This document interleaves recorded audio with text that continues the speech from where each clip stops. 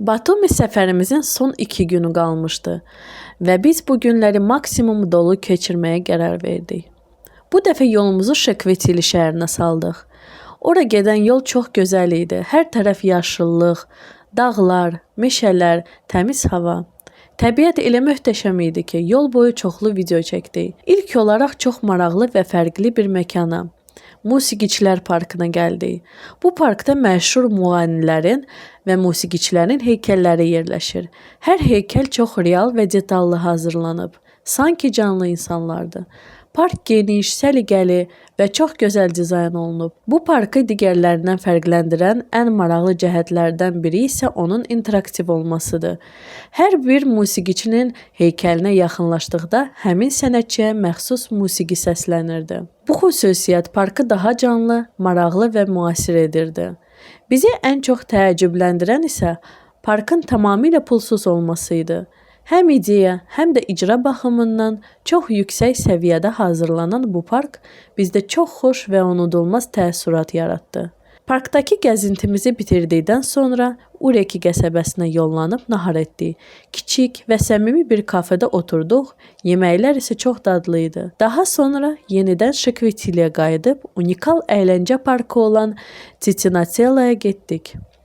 Buradakı abu-hava o qədər maraqlı idi ki, insan özünü sanki Amerikadaymış kimi hiss edirdi. Böyük dönmə çarxı, adrenalin sevənlər üçün müxtəlif atraksiyonlar, uşaqlar və böyüklər üçün yerləncəklər, su əyləncələri və daha çoxu burada mövcud idi.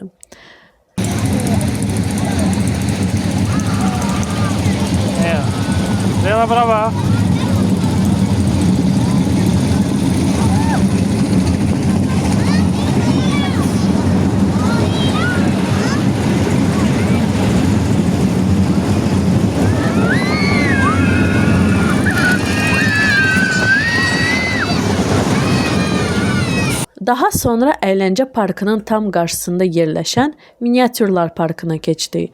Burada Gürcüstanın müxtəlif bölgələrində yerləşən məşhur tikililərin, tarixi abidələrin və memarlıq nümunələrinin miniatürləri nümayiş etdirilir.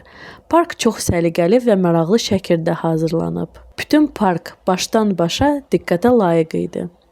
Növbəti gün səhər yeməyini xoş bir kafedə etdik. Hər şey yenə də yüksək səviyyədə idi. Səhər yeməyindən sonra şəhəri və onun ətrafını gəzməyə çıxdıq. Günorta saatlarında isə çox rahat və gözəl gürcü restoranı olan Kuçe Kunçuliyə getdik. Restoranın interyeri milli gürcü üslubunda idi və çox isti atmosfer yaradırdı. Yeməklər möhtəşəm idi, xüsusilə gürcü xəngəli əsl şah əsəri idi. Oğlumuz Davudikin ad gününü sevdiyimiz Teras Tvişi də qeyd etdik. Davudik, happy birthday to you. Son 2 günümüz çox dolu və emosional keçdi. Bizə çox gözəl xatirələr bəxş etdi.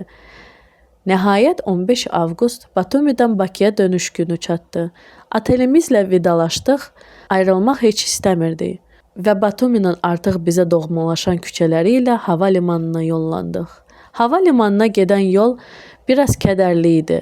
Dəniz, palmalar, şəhərin sakit səhər ritmi, hamısını yaddaşımıza həkk etdik. Bir neçə dəqiqədən sonra hərəkətə başlayırıq. Uçuş zamanı təhlükəsizliyin təmin olunması üçün də bələdçilərin təlimatlarına riayət etməyəcəyik, xahiş. Batumi bizə ailəvi xoşbəxtlik, isti xatirələr və unudulmaz anlar bəxş etdi. Bu şəhərə yenidən qayıtmaq arzusu ilə ayrıldıq.